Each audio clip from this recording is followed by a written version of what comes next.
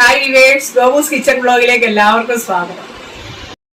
ഞങ്ങളുടെ വീഡിയോ കാണുമ്പോൾ ഒന്ന് സബ്സ്ക്രൈബ് ചെയ്യാൻ മറക്കരുത്, പിന്നെ ഷെയർ ചെയ്യണം, വീഡിയോ ഇഷ്ടപ്പെട്ടെങ്കിൽ ലൈക്ക് ചെയ്യണം.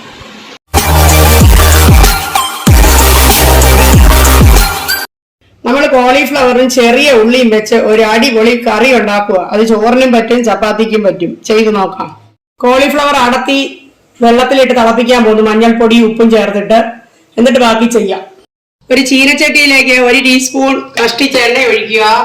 അതിലേക്ക് ഈ അരിഞ്ഞു വെച്ചിരിക്കുന്ന ചെറിയ ഉള്ളി അങ്ങോട്ട് ഇടുക. നടുക്കൂടൊന്ന് പൊളന്നിട്ട വളരെ നല്ലത്.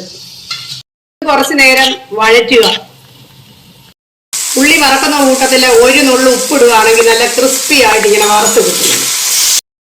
ഉള്ളി വഴറ്റിയതൊരു പാത്രത്തിലേക്ക് മാറ്റി വെക്കാം. ഒരു 1/2 ടീസ്പൂൺ വെളിച്ചെണ്ണ വീണ്ടും ഒഴിക്കുക.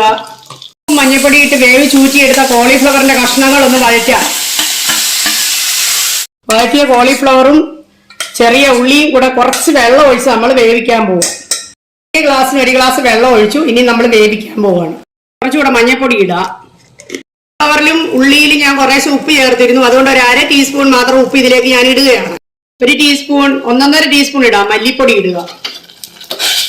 4 ടേബിൾ സ്പൂൺ നാളികേരത്തിലേക്ക് 1 കഷ്ണം ഇഞ്ചി, 2 പച്ചമുളക്, ചെറിയ ഉള്ളി ചേർത്ത് അരച്ച് നമ്മൾ അതിനകത്ത് ചേർക്കാൻ പോകും. അരച്ചെടുത്ത നാളികേരം നമ്മൾ കറിയിലേക്ക് ചേർക്കുന്നു.